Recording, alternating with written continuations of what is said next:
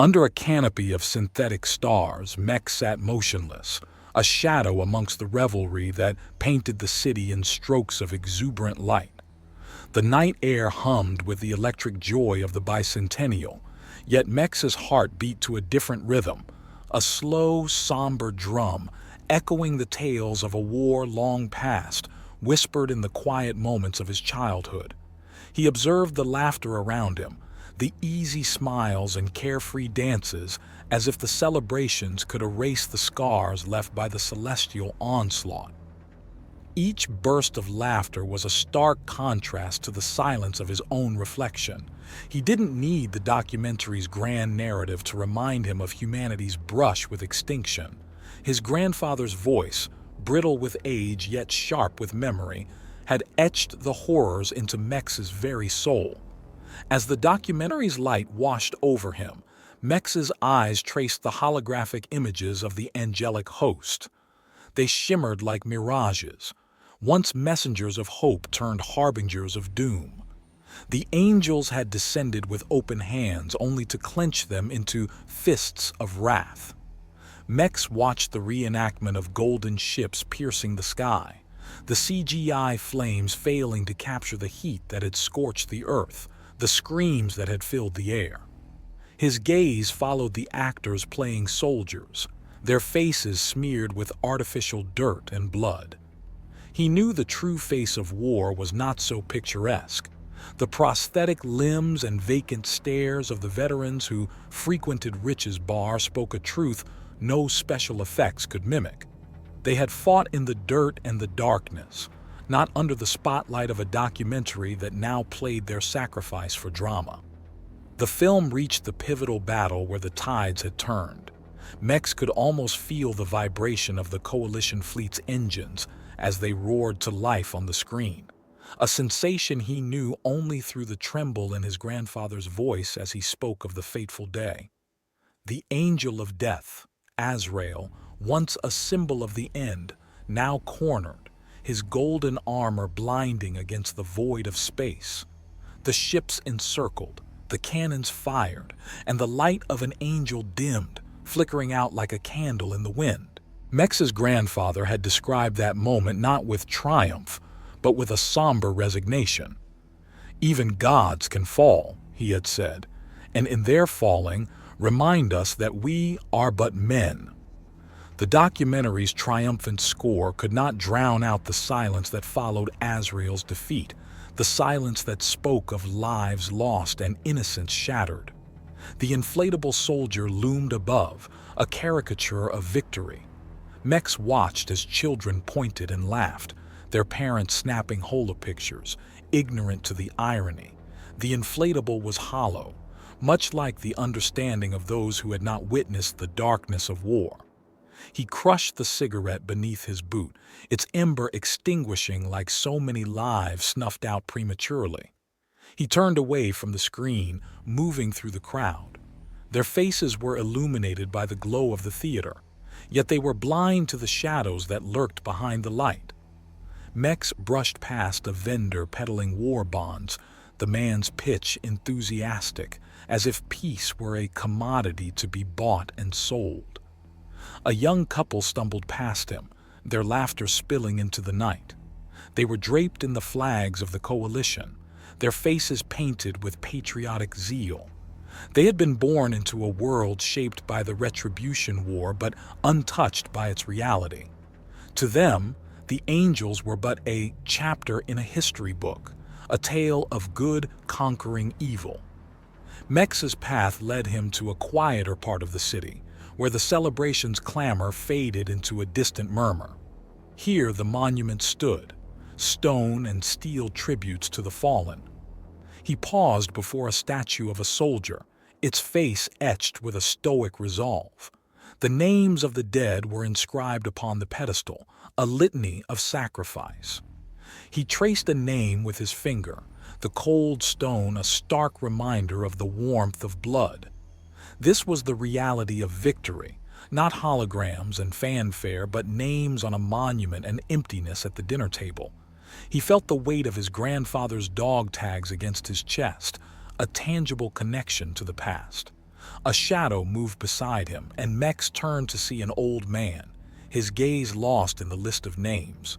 His hand rested on the monument, his touch gentle, as if he could reach through the stone to the comrades he had left behind. Their silent exchange was a conversation of understanding, of shared loss. Mex left the old soldier to his vigil and continued his walk. The night grew deeper, the stars overhead artificial, yet no less beautiful for their engineering. Above, the inflatable soldier had deflated, its once proud form now a crumpled heap upon a rooftop. It was a fitting metaphor for the night, for the celebration, for the war. The night air was electric, charged with the fervor of a world celebrating a hard-won peace. But Mex, seated on a weathered bench in the public square, felt none of it. His eyes, distant and clouded with thought, were locked onto the flickering images that danced across the open-air theater screen. A story of war, of humanity's bravest stand, played out in brilliant holographic detail, yet it seemed to him a pale shadow of the truth. The documentary, a masterpiece of revisionist history, spun a tale of valor and heroism. The angels, once heralded as saviors from the stars, were now the villains in this cosmic drama. Mex's lips twisted in a wry smile. The portrayal was too clean, too sanitized. The real war had been dirty, chaotic, a cacophony of screams and blood, not the choreographed ballet on display before him. He remembered his grandfather's stories, told in hushed tones and with a quiver of fear that age could not disguise. The angels had come in peace, or so it seemed. Their ships, golden and gleaming, filled the sky, eclipsing the sun and casting the world into a twilight of awe and terror. The promises they brought of a new age, of wisdom and guidance from the heavens, were as fragile as the peace they shattered. As the film glorified the united human response, Mex scoffed. There had been no immediate unity, no grand alliance formed with the grace of an artist's brushstroke. Instead, there had been disbelief and panic, governments scrambling, militaries overrun. The angels had struck with a precision that left cities smoldering in their wake, their beauty belying their ferocity. The real turning point had been nothing like the one the documentary depicted. The screen showed fleets of sleek ships and soldiers in crisp uniforms, but Mex's grandfather had spoken of desperate gambles and ragtag groups banding together, fighting not out of patriotism, but raw, unfiltered survival instinct. The angel of death, Azrael, hadn't fallen in a blaze of glory, but in a brutal, ugly skirmish that left no room for celebration, only relief mixed with grief. Mex's eyes traced the faces in the crowd as they watched, enthralled. Their emotions were real: pride, joy, sorrow, but based on a narrative that had been cleansed of its darkest moments. They saw holographic soldiers raising flags in triumph, not the haunted eyes of the veterans who frequented Rich's bar, who knew the taste of victory was often as bitter as defeat. A young girl, her face painted with the colors of the coalition, tugged at her mother's sleeve, pointing excitedly at the screen. Mex wondered if she could possibly comprehend the weight of the history she celebrated. The inflatable soldier that now hovered above the crowd was a grotesque mascot of a bygone horror, bobbing merrily in the breeze as if to mock the dead. In the bar, away from the fanfare, Rich had served Mex a Coke with a nutrient pack, his nod to sobriety in a world drunk on its own legend. The bitterness lingered on Mex's tongue, a reminder of the reality that lay beneath the surface of the spectacle. The war bonds being hawked as tickets to a brighter future felt like a gamble on a peace that was still fragile, still new. As the documentary reached its crescendo, the crowd erupted into applause, a wave of sound that crashed against Mex's ears. He stood, the bench creaking softly in protest, and walked away. His steps were slow, measured, a stark contrast to the frenetic energy that pulsed around him. He needed to escape, to find solace in the shadows where the true cost of war was remembered. He drifted through the city, the muted clinking of his grandfather's dog tags against his chest, a steady rhythm that grounded him. The monuments to the fallen loomed in the distance, their granite faces etched with names that whispered of sacrifice. Mex stopped before them, the coolness of the stone seeping into his flesh. Here, at least, the truth was honored, the loss acknowledged. An old man stood beside him, his hand trembling as it brushed the engraved names. Their eyes met, sharing the unspoken bond of those who carry the weight of remembrance.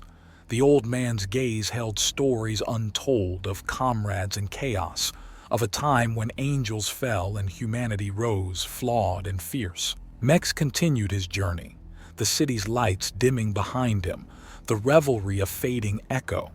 The inflatable soldier, now deflated, lay discarded atop a building, a fitting emblem of the night's empty exuberance. Mex knew the truth lay in the quiet spaces, in the stories passed down, in the history lived by those who would never forget. The stars above, artificial though they were, shone with the constancy of memory.